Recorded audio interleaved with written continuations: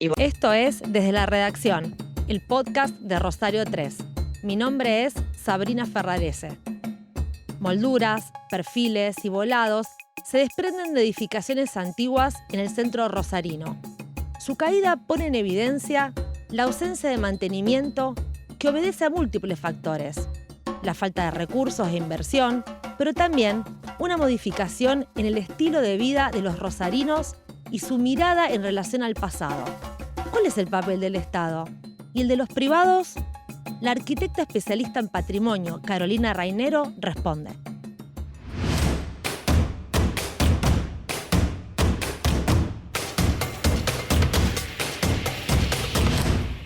El pasado 22 de abril se produjo el desprendimiento de mampostería de un edificio antiguo ubicado en San Luis al 500 que impactó sobre 2 autos estacionados.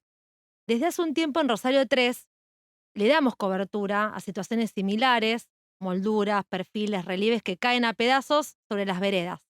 Algo pasa en el centro de la ciudad, algo se ha roto en la cultura rosarina. Es una fisura, hablando metafóricamente, que despedaza las construcciones antes valiosas. ¿Cómo ves este escenario?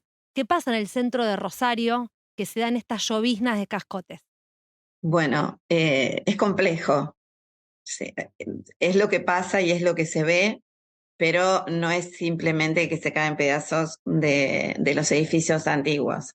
Se caen pedazos de un montón de edificios y a veces no tan antiguos porque falta mantenimiento, hay distintas prioridades que la población tiene por toda la situación que se vive y hace que la conservación de los edificios no sea prioritario.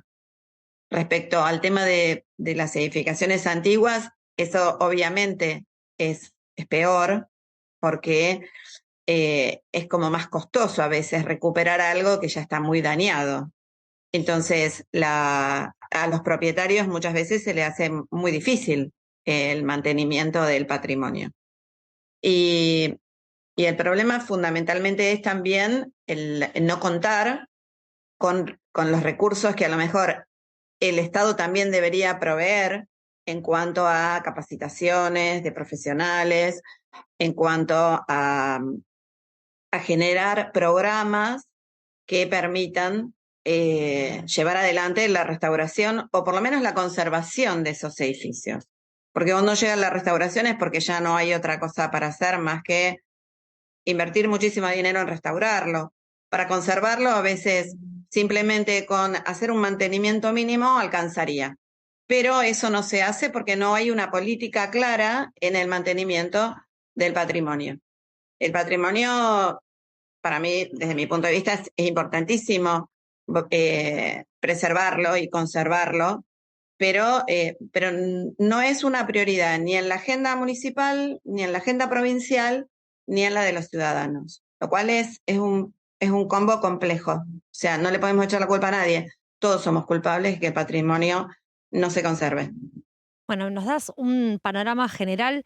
Ahora podemos ir desmenuzando un poco esta mirada tuya tan interesante.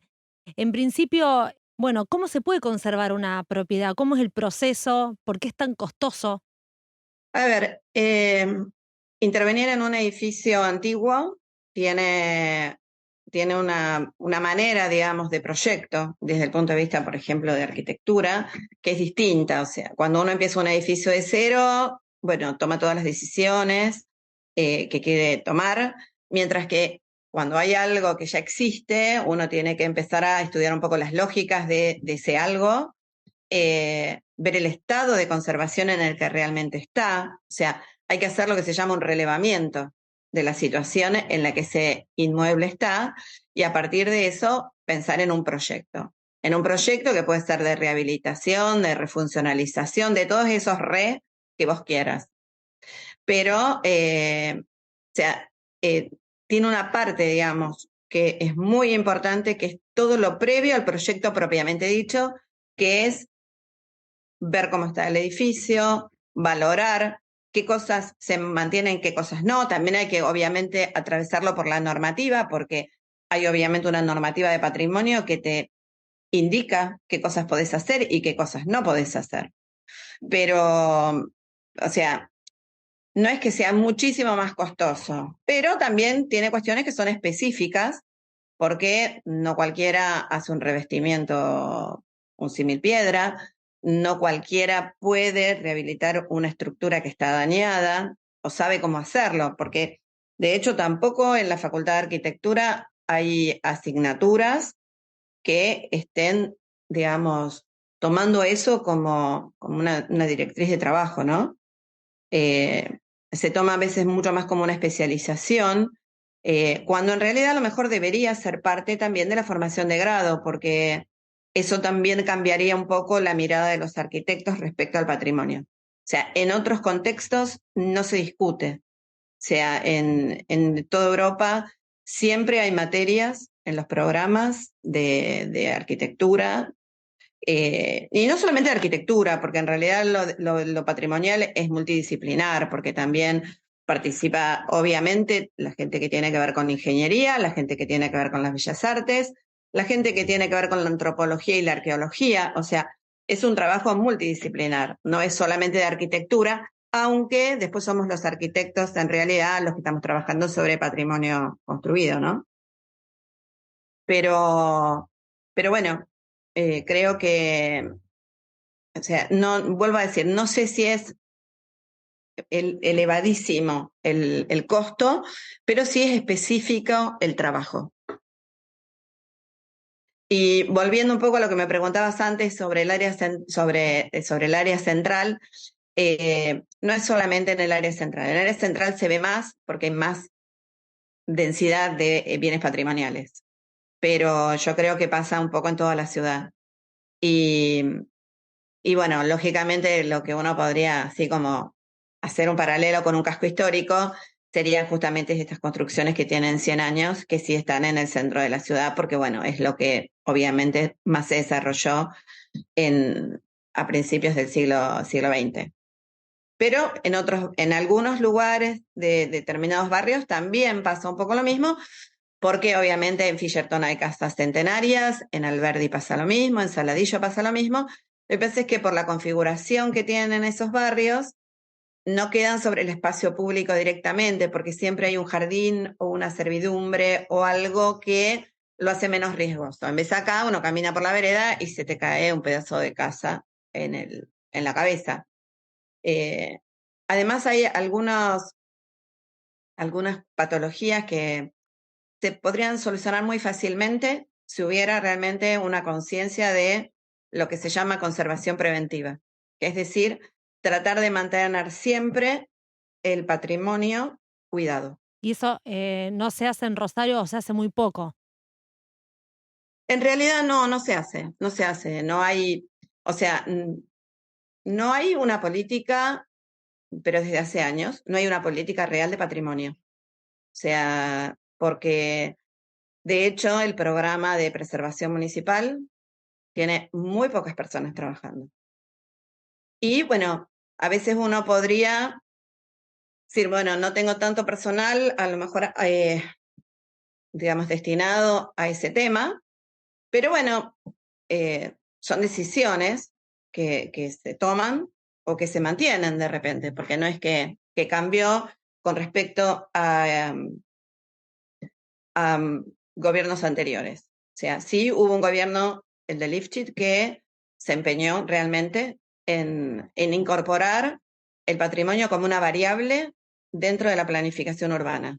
Y por eso en la ordenanza, en las ordenanzas durante su gobierno, se incorporó el tema de patrimonio como algo más, o sea, como una variable realmente para poder planificar la ciudad, como un recurso.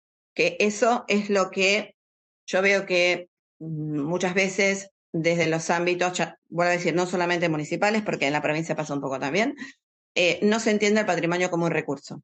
Y el patrimonio es un recurso. Es un recurso cultural, porque es un recurso identitario, o sea, es algo que realmente debería valorarse, no solamente porque está en el centro de la ciudad, es como uno a veces dice, sino porque realmente representa la identidad de una comunidad. O sea, la ciudad es como la materialización de esa cultura. En relación a esta cuestión, esta mirada cultural, uno ve cuando va por el centro estas casas, digamos, donde se han producido estos desmoronamientos en algunos casos, pero también algunas edificaciones que sin ser, digamos, noticia por esta situación, las ves abandonadas, con plantas que crecen en los balcones, em, digamos, las fachadas desgastadas.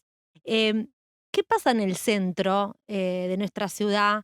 ¿Ha habido una mirada diferente? Quizás en algunos años atrás el centro tenía cierta distinción que ahora no se ve. Ahora muchas familias se han dejado el centro y se han ido a otras zonas de la ciudad. ¿Qué relación ves a este cambio cultural y social con lo que pasa, bueno, que hablábamos antes, con estos cascotes que contamos en Rosario 3? Sí, bueno, eh, volviendo al tema del área central, que bueno, es como lo más significativo en cuanto al deterioro, ¿no? O sea, es como lo que más se ve o lo que más se habla.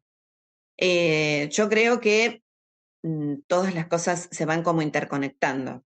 Que el centro haya dejado de ser como el espacio de la ciudad para convertirse en un espacio más, también hizo, sumado a la inseguridad, porque no vamos a decir solamente que hay como movimientos dentro de la ciudad por cuestiones inmobiliarias, las hay, pero también otras cosas que mucha gente decide vivir en un country, por ejemplo, o en una especie de condominio cerrado, como podrían ser los condominios del Alto, por una cuestión de seguridad, y entonces es como que se desplaza y en cierto modo el centro se va como despoblando. Y al despoblarse empiezan a pasar esas cosas, que no quedan viviendo en el centro, digamos, quienes podrían mantenerlo.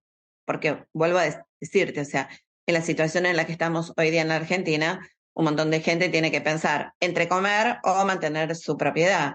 Muchas veces inclusive esas propiedades eran de gente que falleció y quedaron en sucesiones y nadie se quiere hacer cargo, porque bueno, es todo un tema, ¿no? Hacerse cargo.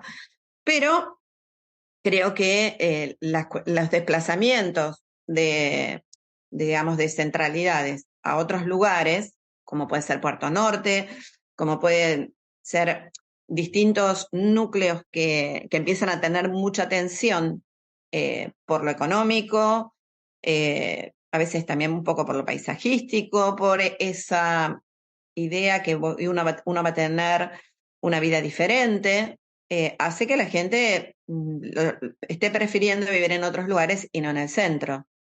De cualquier forma, esos desplazamientos son bastante puntuales, porque no es que la gente se va a vivir al primero o segundo anillo, que debería, porque realmente está muy cerca del centro y tienen o sea, una escala realmente interesantísima para vivir, porque con edificios más chicos, con una relación de espacios verdes un poco más,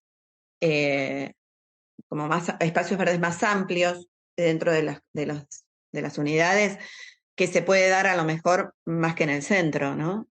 Y creo que es justamente esos desplazamientos son los que hace que el centro empiece a decaer. Creo que desde el municipio hay algunos programas que han llevado adelante que me parecen muy interesantes, como las noches de las peatonales, el hecho de incentivar y poner toda la energía para que Falabella, la favorita, vuelva a abrir. O sea, creo que son buenos indicios que hacen que se está pensando en reactivar eso. Pero creo que también tiene que haber otras medidas, como por ejemplo, un propietario necesita a veces una cierta ayuda, porque se hace difícil el mantenimiento. Entonces, es como una palmadita, decir, bueno, me pueden colaborar con algo, a lo mejor con mano de obra o con materiales o con un porcentaje de lo que sale esa obra.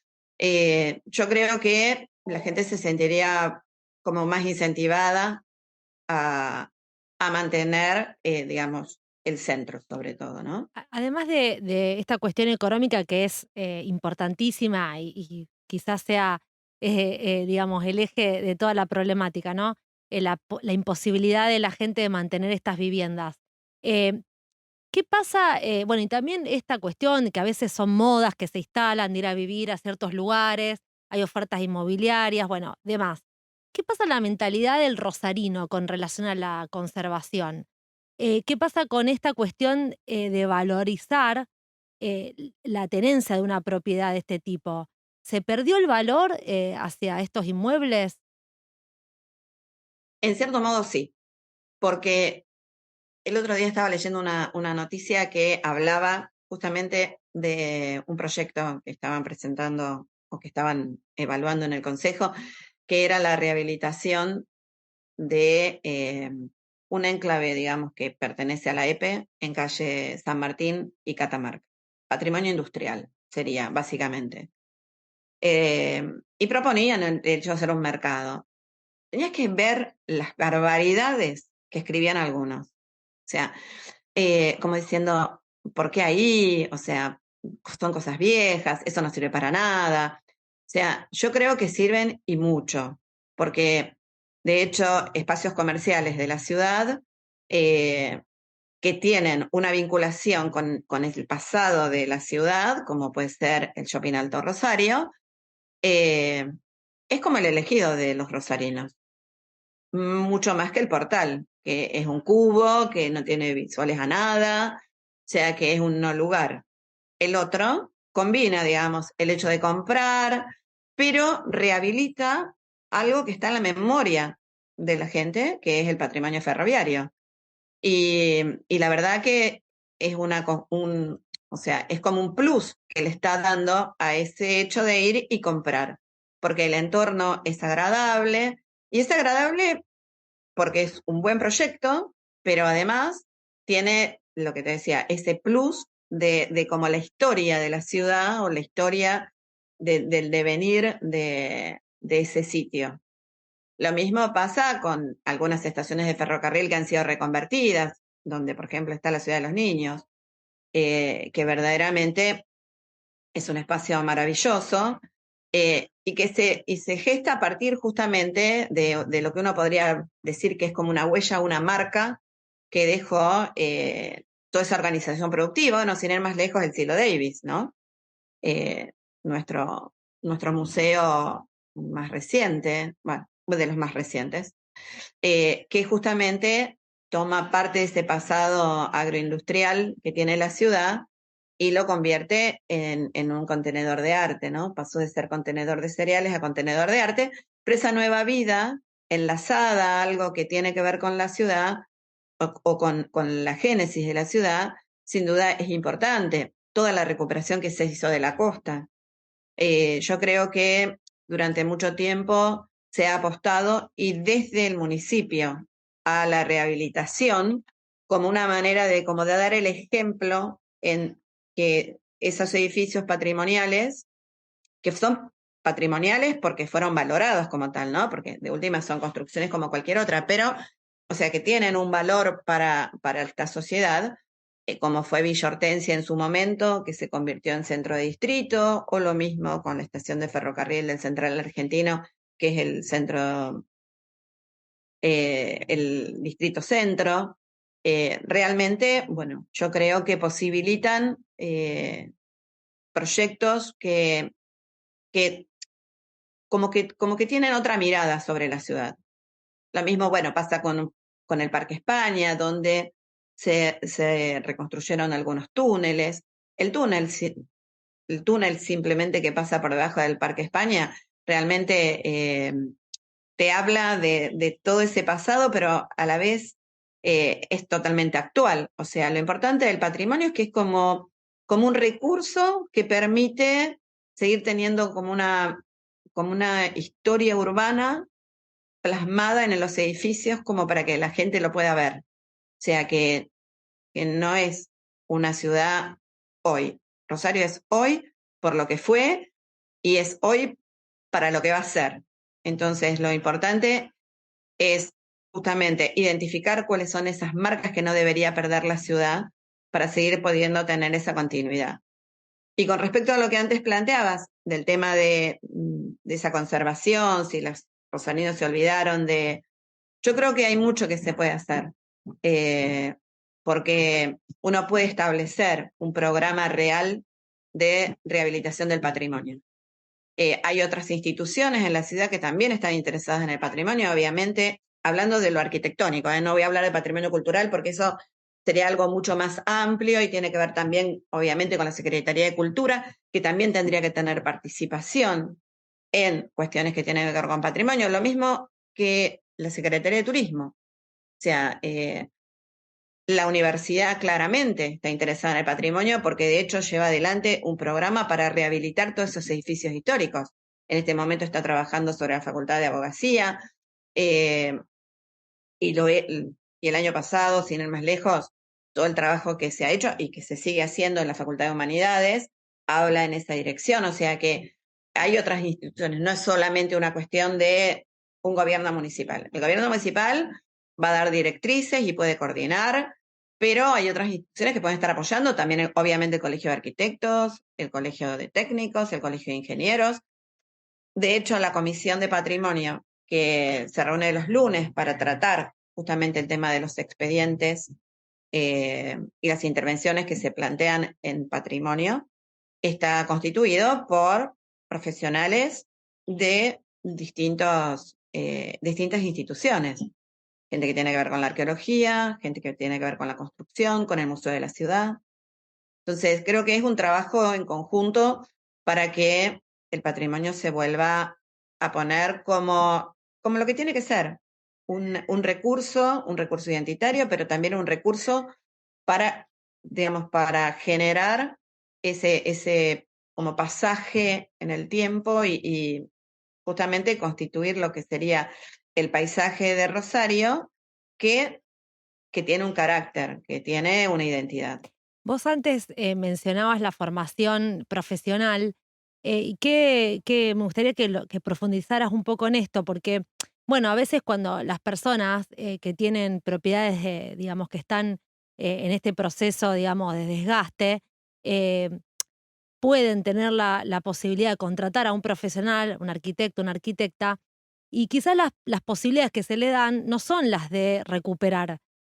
De hecho, lo que se ve muy a menudo por estos días en la ciudad son digamos, las obras donde se tiran abajo propiedades enteras, ves esos huecos en las manzanas, a veces cuesta recordar qué había ahí, qué es lo que estaba. Nos sucede eso como caminantes, ¿no? Esta cuestión de no poder recordar. Pero bueno, cuando uno hace el ejercicio, en ese lugar había una propiedad, digamos, con tiempo, con años. ¿Cuál sería desde tu mirada la posibilidad que pueda aportar la carrera de arquitectura en esto de apostar por la preservación? Sí, en realidad un poco lo que decís también está como atravesado por el tema normativo, porque, o sea, para aquellos que sí efectivamente tienen una declaratoria, o sea, existen niveles de protección que te están diciendo cuáles son las intervenciones permitidas en esos inmuebles. También es cierto que muchas veces hay excepciones, porque, o sea, la gente quiere construir más o las empresas que compran esas propiedades quieren construir más de lo que la normativa está planteando. Pero también es cierto que hay un montón de sustituciones de casas que no son patrimonio, o sea, que forman parte del paisaje de la ciudad y que son importantísimas. O sea, porque yo a veces que digo, veo vallados y digo, uy, qué pena que esa casa la tiraron abajo, después me fijo en el infomapa y descubro que no está catalogada. Entonces, es cierto que no se puede catalogar todo y hay que tomar determinados criterios, entonces sí o sí va a haber, sin duda, un número enorme de, de sustituciones. Para eso también hay otras herramientas, por ejemplo, que son las áreas de protección histórica. Por ejemplo, hay un área de protección histórica que es Oroño. Entonces, no es solamente la protección de esos casos más singulares, que tienen lo que se llama protección directa, sino también de esos que acompañan. O sea, por ejemplo, en Oroño hay algunas que no están inventariadas con grados de protección, que las conserven, digamos, en envolvente, por lo menos. Uno después dentro puede hacer cosas, pero envolventes. Pero, por ejemplo, se limita a la altura. Entonces, se puede incorporar arquitectura nueva, pero no aplastando el patrimonio, sino generando una articulación, generando alturas parecidas. Entonces, es como que no cambia tanto esa percepción de ese paisaje en la ciudad. Pero con respecto a lo que decías, sí, a veces uno se encuentra en lugares que parece que fueran de otra ciudad, porque hubo tal sustitución que no quedó nada. Pero bueno, eso es parte de lo que tiene que pasar en cuanto a que es un organismo vivo la ciudad. Y uno, o sea, y justamente para eso está la planificación que se hace sobre la ciudad, decir, bueno, ¿qué es lo que voy a conservar para poder seguir teniendo ese paisaje reconocible de la ciudad de Rosario? Eh, Hay cuestiones que tienen que ver con alturas, hay cuestiones que tienen que ver con el arbolado, hay cuestiones que tienen que ver con esa consolidación de los frentes, pero una cosa que también es importante tener en cuenta, que no es solamente una arquitectura de fachada. El patrimonio no es solo la fachada, aunque a veces la normativa proteja la fachada, porque, o sea, es como que tiene un espesor. O sea, no es solo la fachada, es una volumetría, es cómo se genera todo ese espacio en relación con los inmuebles que tiene Linderos también, ¿no?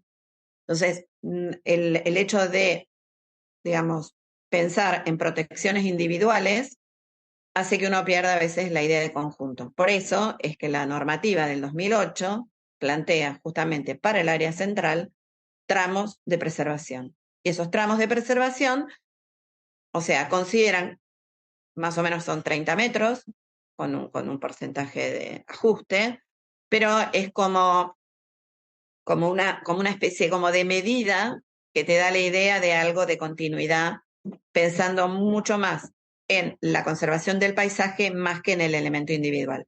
Por supuesto que hay elementos que son impresionantes, o sea, en cuanto al impacto que tienen. O sea, la Bolsa de Comercio, el Club Español, el Palacio Fuentes, la Sala Labardén, la Municipalidad, la Catedral, o sea, esos son hechos muy singulares, Falabella mismo, que aunque tuvieran el entorno que tuvieran, el Minetti, o sea, todo lo que constituye el Paseo del Siglo, realmente, o sea, realmente es lógico que tenga una valoración muy fuerte y como es hechos a veces individuales. Sin embargo, por ejemplo, Paseo del Siglo también es una PH. Hay una cuadra particularmente que es muy interesante, que se mantuvo donde está el rectorado de la universidad, Córdoba creo que es el 1800, que realmente ahí uno ve justamente esa idea del paisaje, ¿no? Que no es el hecho individual, sino como lo colectivo de esas casas. Vos recién referías a tener una ciudad que podamos seguir reconociendo como Rosario. Eh, Sí. en general, ¿considerás que actualmente sucede eso?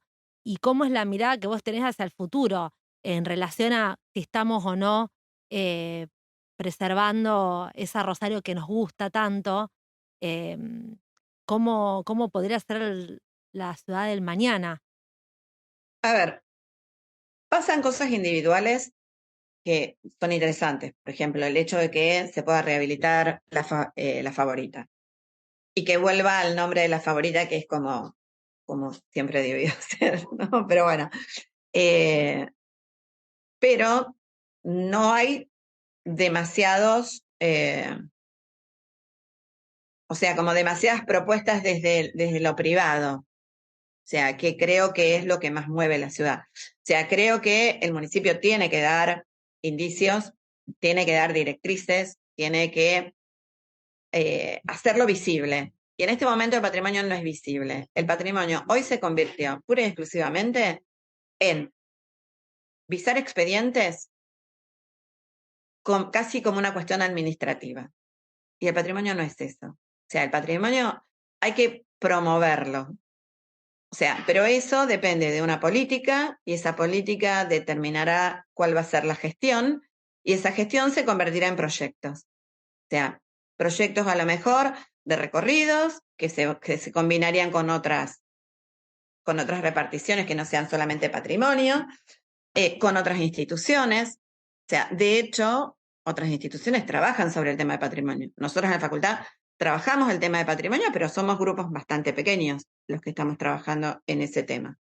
Hay un grupo bastante importante que también trabaja sobre paisajes culturales, no solamente de Rosario, sino también del área metropolitana, pero creo que hay muchísimo para hacer, porque de hecho Rosario tiene un patrimonio importantísimo.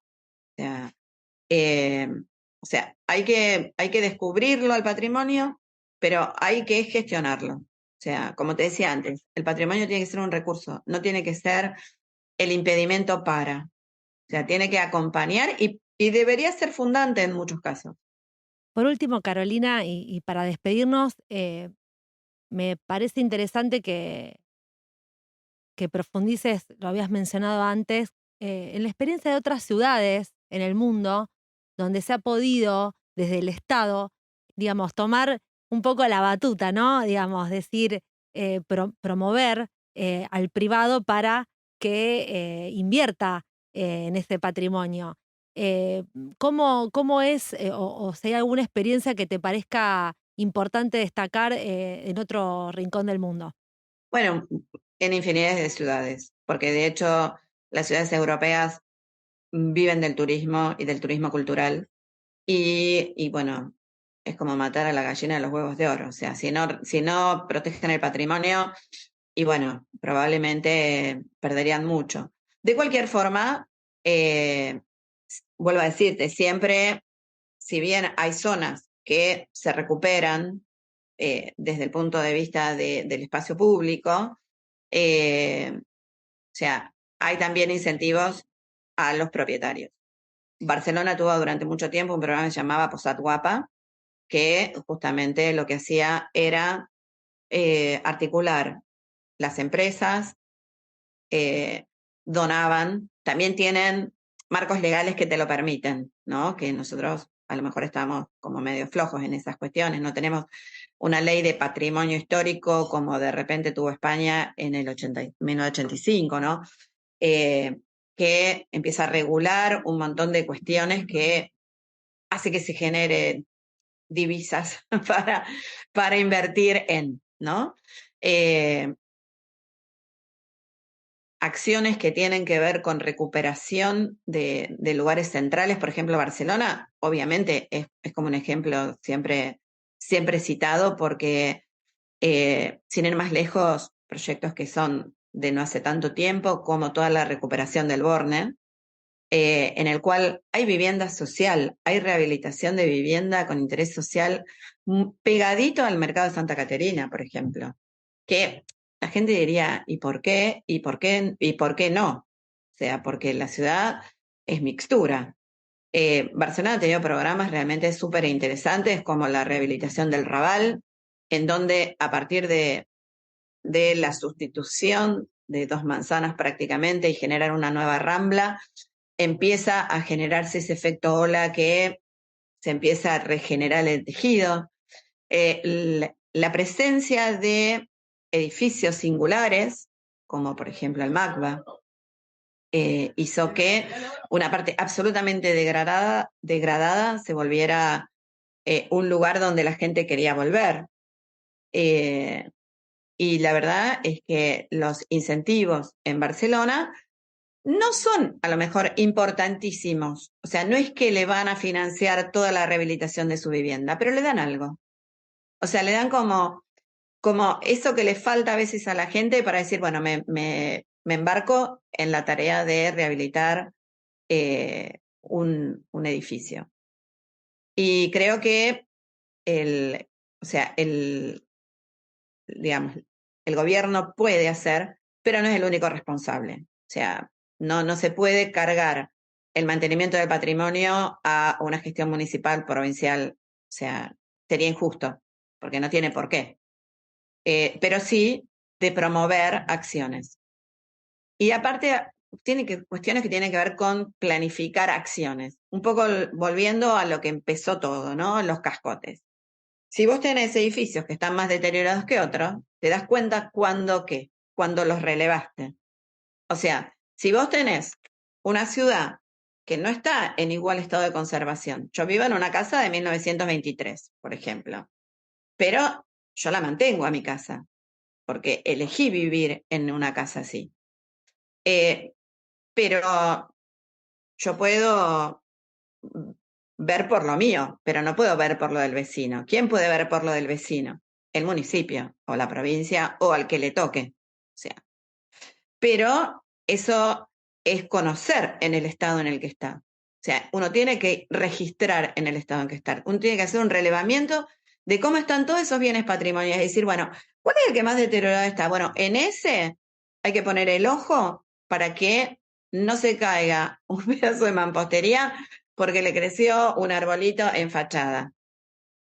Pero eso implica también un trabajo arduo de relevamiento y de establecer prioridades en esa conservación preventiva que uno debería tener en la ciudad. Nosotros desde la facultad en una materia que se llamaba, ahora no la damos más, pero la dábamos, que se llamaba relevamientos digitales, justamente habíamos empezado el relevamiento de distintas áreas de la ciudad y los estudiantes iban, veían cómo estaba la fachada, marcaban las patologías, o sea, y quedó un documento que lo pongo a disposición si al municipio le interesara tenerlo, en donde se iba estableciendo un mapeo de la situación de conservación de esos edificios. Entonces, ahí uno puede prevenir esos desprendimientos, porque si uno sabe el estado en el que está, uno puede, digamos, trabajar directamente sobre eso. Y, a ver, no quiero decir con esto que tuvieran que contratar a 200.000 personas. Digo que a lo mejor, por medio de convenios, uno puede trabajar con una institución como la facultad, que de repente viene bien porque los estudiantes se forman en eso, pero a la vez vos estás contribuyendo con la ciudad, dando un mapeo de la situación de conservación de los edificios. O sea, creo que hay muchísimo por hacer, eso como por decir una cosa. Después hay otras cuestiones de pensar en recorridos por la ciudad, eligiendo determinados bienes patrimoniales, invitar a los propietarios a que sepan que su casa estuvo seleccionada para. En otro momento eso lo hacíamos desde el Colegio de Arquitectos hace muchísimos años, a partir de una idea de un arquitecto belga, Guy van Beek, que hicimos unos recorridos de arquitectura agrupados por lenguajes arquitectónicos, pero no era solamente elegir los edificios. Llevábamos personalmente las cartas a los propietarios para invitarlos a la muestra que se hacía como en honor de eso, que se hacía en distintos lugares, centros culturales, en museos, según un poco la temática, y se hacía una exposición, se ponían las fotos de esas fachadas, la gente se sentía valorada. Y eso hacía también que valorara lo que tenía, que nunca había pensado que su casa tenía algún valor para alguien. Por eso digo, la gestión del patrimonio es una gestión compleja, interdisciplinaria, pero, o sea, que vale la pena el desafío. Bueno, Carolina, empezamos con la fachada, que es esto de los desprendimientos que suceden en la ciudad, y bueno, de tu mano nos adentramos a la casa para conocer un poco la realidad desde adentro, y bueno, te súper agradecemos tu participación en este podcast. No, gracias a vos. Producción y realización, Sabrina Ferrarese. Desde la redacción, es una creación de Rosario 3, Grupo Televisión Litoral. Gracias por tu atención.